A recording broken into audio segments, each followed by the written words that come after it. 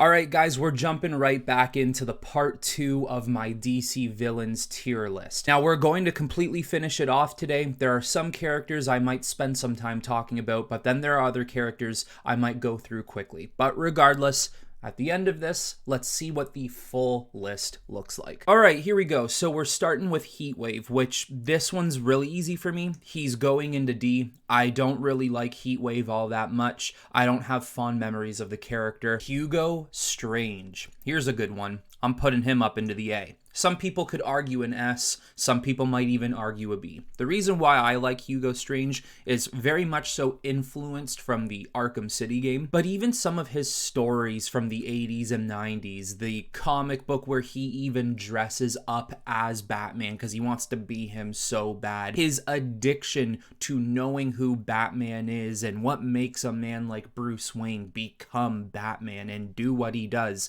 every single night. I really like that dynamic, so into A he goes. King Shark, I'm gonna put him into C. I don't really care about King Shark all that much. I think the coolest thing about his character is that he is a demigod, but other than that, there's not much else to say. Clayface, we're kicking it up with an S tier. We're gonna throw him in S, and we're probably gonna put him in place, I want to say in front of Harley Quinn because I think he's a little bit of a better villain. Of course, there are Clayface versions of him where he is a straight up villain because he wants to be. But in a lot of interpretations, and the one I like the best, he's misunderstood. He is just a guy who has been mistakenly put into this position. He doesn't want these powers, and he's so desperately trying to find a cure to become a regular human again. In his anger, in his frustration, in his pity over himself, it makes him do, I guess you could say, bad things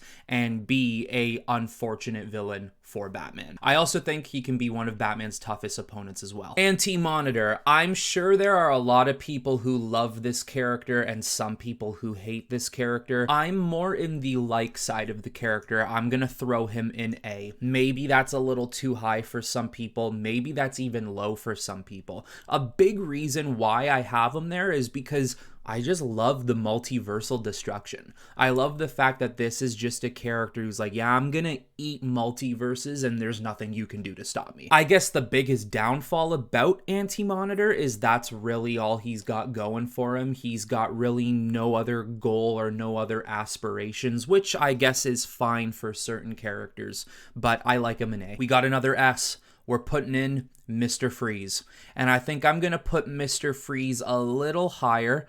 I'm going to put him, I think, in front of Professor Zoom. Another Clayface situation where he's really only doing what he's doing for a specific purpose. But what's interesting about Freeze is he's not really trying to find a cure for himself as much as he's trying to find a cure for his wife, the only person in the world that matters to him. He doesn't want to be doing what he's doing. He doesn't want to have these abilities that he has, but it suits him for that purpose. He is one DC character that I think you can really connect with because of his emotional attachment to a loved one. Deathstroke, and I'm putting him in S. I think I'm going to put him right in front of General Zod. This is a bit of a biased pick because you could definitely argue a lot of the S tier villains here are maybe better than Deathstroke, but the reason why he's so high on the S tier is because, well, first of all, yes, he looks awesome. He is an awesome character, but my bias for Batman leaves me being biased towards Deathstroke. He is basically mercenary Batman or villain Batman. Some of the feats that guy has accomplished in comic books is on the level of Batman. But I mean, regardless, if you're in the S tier, you're in the S tier. There's nothing to complain about. Next is Deimos, and I know practically next to nothing about this character in DC Comics. I of course know who Deimos is in Greek mythology. I'm sure there's a couple of differences here. Other than the fact that he is the son of Ares and an antagonist for Wonder Woman, that's pretty much all I know. He does look cool, and I like Deimos in Greek mythology. It's not enough to put him in F because F is a hatred for a character or just a complete dislike. I'm just gonna throw him in D because I don't know enough about him. Catwoman, here comes another S. Throwing her up here, and I think I'm gonna throw her in front of... no, behind Harley Quinn. Here's the thing. She's a superior character no matter what you do with her. Villain-wise, she is more of an A, maybe even a B, because she is much more of an anti-hero or even sometimes just a straight-up hero today. But I can't deny her an S spot. Red Hood, and this is a really tough one for me. I'm bouncing back and forth between S and A, but at the end of the day, I think I'm gonna have to put him in A. That's still really good, but my love for Red Hood does not rival or come close to any of those S characters there. Plus, I do think Red Hood works better as a reformed villain. Once again, another type of anti-hero. Killer Frost, I'm gonna put her in C. I just don't really care about the character. She's not awful, but she's also not great. Besides, we have Mr. Freeze and Captain Cold who are higher than her. Two characters who are just better in my opinion. Next up is Owlman. That's an S tier boy right here.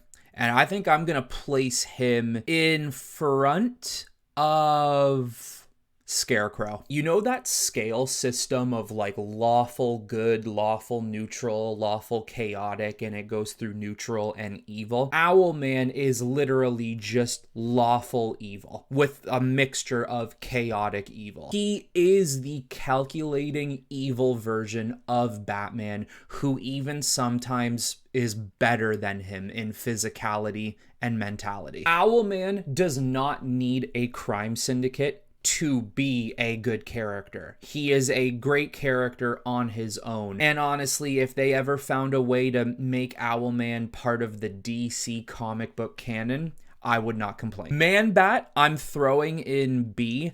I don't like Man-Bat as much as other people do, but I also don't dislike him in any way. When he's there, he serves his purpose, and I think he's a good character when he's there. Next up is Firefly, which is another character I don't love as much as other people, but I still think he holds a suitable purpose. I will also throw him into B. Then we have Metallo, which I'm throwing him into A. I think he's another fantastic character, a character that I personally believe should have already been on the big screen by now. My only thing about Metallo is how much can you use him outside of Superman, with the purpose being kryptonite? Because other than that, he does not have much going for him, but I do think he's really good for a lot of things, being maybe the first opponent that Superman has to go up against, Superman's first reveal to kryptonite, a hatred towards Superman, maybe blaming him for his condition. There are some good stories you can tell with the character. Mirror Master, another A character. Maybe if I made this list at another date, he'd find his way into an S, but for now, I think he's good at an A. He is one of the best opponents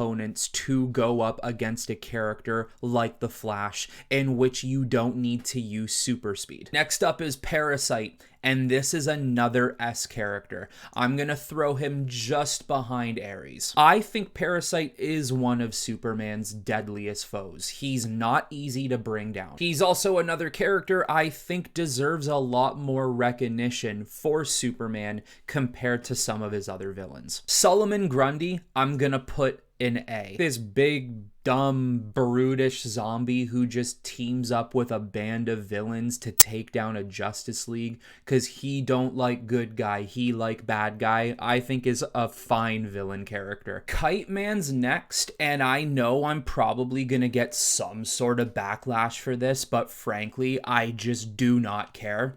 He's going into D. He's not a good character to me at all. He's nothing special. I really don't know why all of a sudden people like the character. Maybe it's because of the Harley Quinn show. He does absolutely nothing for me and is one of the most forgettable characters in DC. He's not an F. He's not a Damian Wayne level character for me who is god-awful, but I just don't care about him in any way. The Trickster is another one that I'm not overly interested in. I'm gonna throw him in C. My most well-known memories of the character is when Mark Hamill played him on screen. Also, if I'm gonna gonna watch a character like the Trickster, I'd far prefer the Joker, so I think C's a good area for him. Professor Pig, I'm throwing him in B. I think he's a solid character, but I think the biggest problem with him is he's just another psychotic Gotham City serial killer. There's already so many of those characters in DC. Next is Eclipso. I'm also gonna throw him in B. I think he's a great villain for magical users, of course. Maybe someone like Spectre or Dr. Fate or someone within that category. But other than that, I think the character's fine, and B is a good placement for him. This is going to be one of the easier ones for me. Joker's going into S, and he's going right to the very front. I know some people think he's very overrated, but I cannot deny the influence he has had on me in reading comic books, watching movies, and how awesome he has been to watch in movies, video games, cartoons. He is just a perfect villain for a perfect hero in Batman. Next up is Toyman, and I'm gonna throw him up into A. I think he is a very good villain for Superman in comic books because he is very comic booky. This guy who creates very advanced technological toys to go up against Superman, it works well there. Okay, now we got Clock King, which, I mean, you know, he's a villain.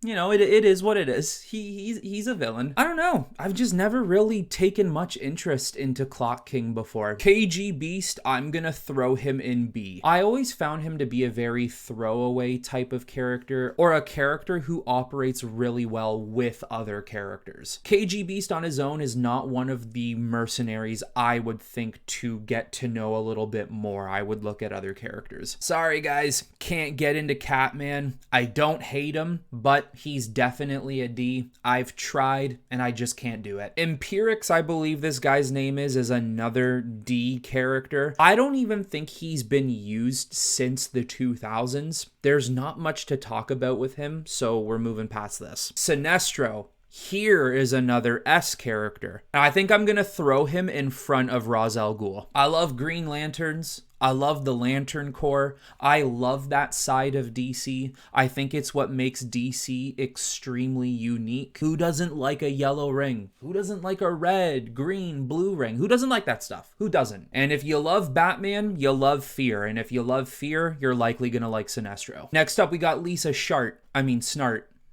My bad. I'm gonna throw her up in C. She's not terrible. She's not great. She's just there. Her brother definitely takes more center stage for sure. Maybe one day she could make her way up to a B or even an A, but I think C's good for now. Killer Moth is just another one, guys. I'm sorry. I don't really like him. I'm putting him in D. Just use some bug spray, man. Like, I don't know what to say. Get rid of him. Once again, like, I don't despise the D characters, but I just don't like them. This 100% has to be Zaz, because I see the bat symbol on the shirt, and I also see some of the scarring on his body. So we're putting him in A. This is the OG character of psychotic serial killers in Gotham City. Now, I don't think he has as much range as the other characters in S, so A, I think, is perfect for him. You could argue B, and I completely get that. All right, guys, here we have Darkseid, and he's going right in the front of S, and I'm telling you right now, no one will beat out Darkseid. He is my favorite DC villain of all time. Sometimes I go back and forth between Darkseid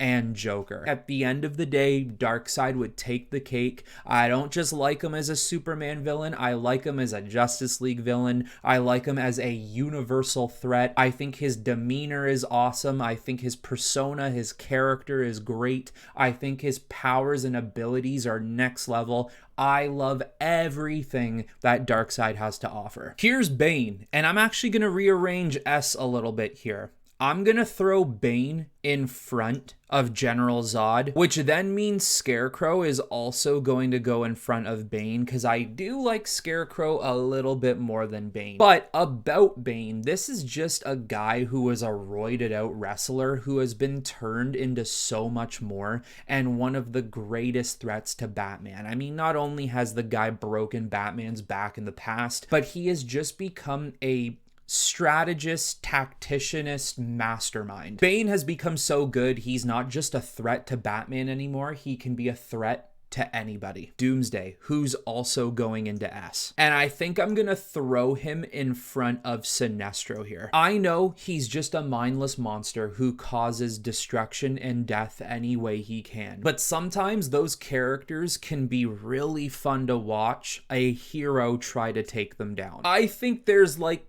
potentially only 1 or 2 people he could not defeat on this list, and that would be Darkseid and possibly Brainiac. I just think the character is so awesome. I love this whole gray area thing that he almost can't really die depending on how you kill him, or if you kill him one way, you can't kill him that way again. I've always been a sucker for Doomsday and probably always will be. Amazo is another really cool character. I'm gonna throw him in A. You know, it's cool to see the Justice League get stumped by one character, albeit a character who can copy all of their abilities. And I like this idea that Amazo is far too powerful for the Justice League to take down. That it's not power that will defeat Amazo. You now have to rely on your non-super powered hero, Batman, to come up with a plan to stop him. Next is Atrocitus. I'm putting him in S. I think I'm actually gonna put Atrocitus just in front of Sinestro.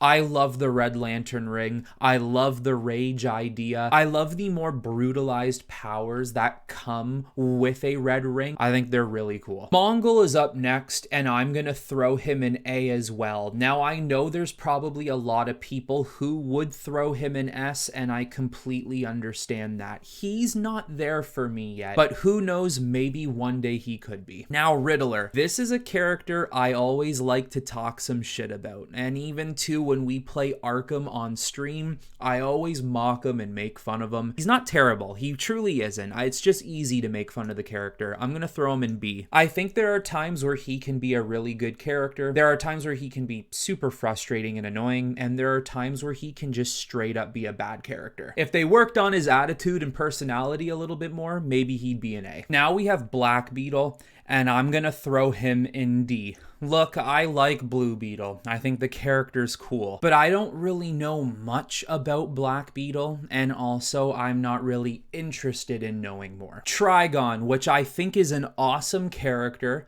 He's not S, he's A, but 100% has the opportunity to be S. I just think he needs to be used a little bit more. I know he's already really powerful, but make him even more powerful. Make him a universal threat type of a character. Honestly, guys, I don't know who this is. And if I know who it is, I'm blanking on him right now. I can't put him in F because I don't have the information if I hate the character or like the character. So for now, I'm putting this guy in D. Killer Croc. He's gonna go into A as well. Everybody needs some overly mutated reptile villain every now and then, right? And well, Batman's got him. Usually, I do like the bigger, more monstrous Killer Croc than the more humanoid Killer Croc. I like the Croc who has a huge tail, or maybe who is oversized, like 7-8 feet tall, maybe even taller, super big and bulky, razor sharp teeth that go up to his ears. I like that version. Now, Swamp Thing is here, and I know he can be neutral sometimes, but I definitely do not view him as a villain. So for a second here, ignoring the fact that this is a villain tier list, I am going to put Swamp Thing in A. I think Swamp Thing is a fantastic character who definitely deserves a little more notoriety. So he's going into A because he's a great character, but he's not necessarily, in my opinion, a villain. And I don't really know why Kite Man's here again, but you know what? F is looking a little lonely right now. So we're just gonna throw him in there.